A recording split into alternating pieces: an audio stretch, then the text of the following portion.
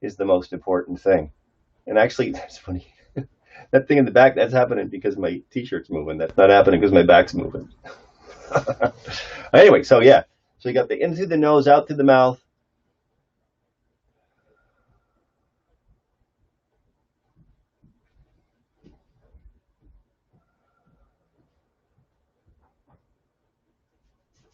And the counting thing, you count when you breathe in, count when you breathe out. It just needs to be the same number. Doesn't matter what the number is as long as it's the same. There's no logical basis behind all this stuff. And if you want to get that information, just go to my YouTube page and scroll back to earlier Sundays because I talk about it pretty specifically, especially early on.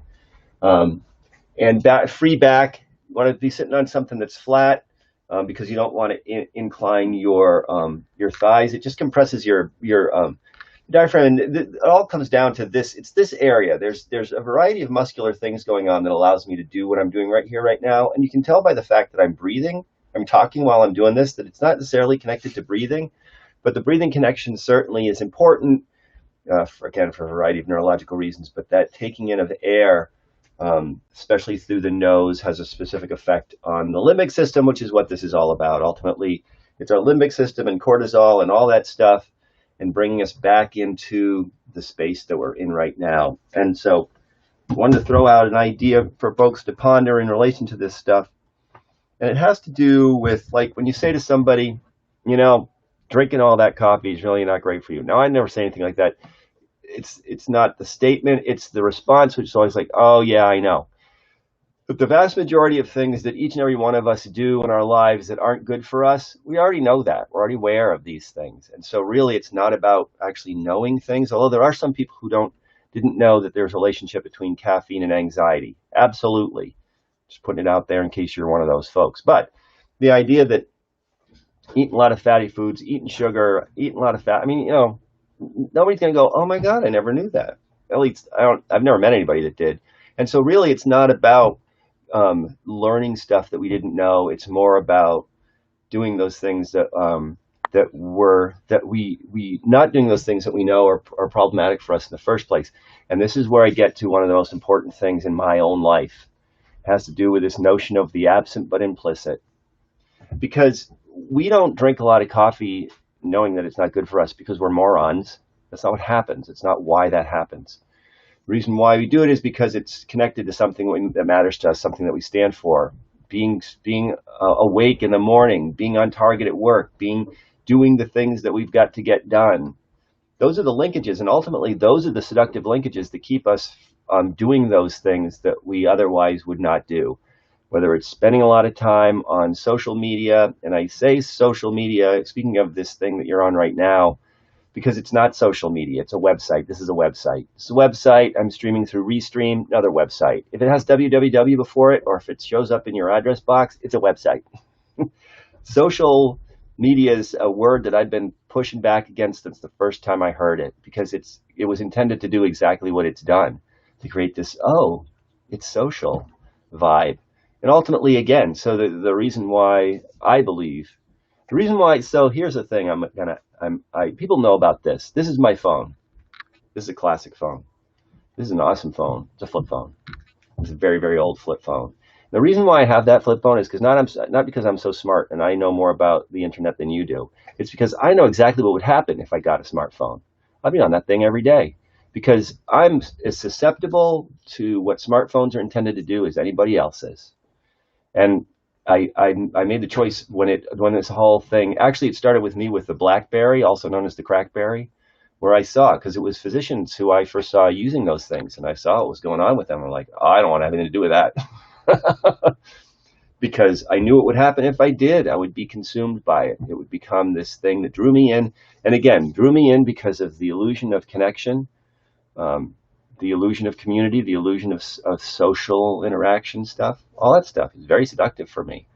And the idea that what I'm doing right now is valuable. I mean, that's why I'm doing it. My hope is that I am. And I got to tell you something. One of the things that just happened, as far as I think it just happened last week, is this streaming service that I'm using right now just put an eyeball on the screen so that I can see how many people are watching. Well, you know, anybody who's been watching my videos long enough knows that the first thing I did about that was I covered it up with a piece of duct tape, because I don't want to know, because it's a distraction, because it changes me in relation to what I'm doing right now.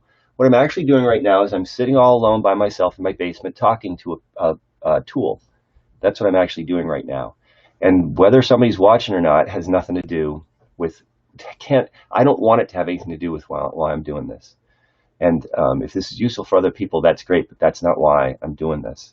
And so some kind of sucked into, I'm doing it because I think it's actually partially my responsibility to put out ideas that I think are useful. Where they go, who takes them on, and what you guys do in response to them has nothing to do with why I'm doing this.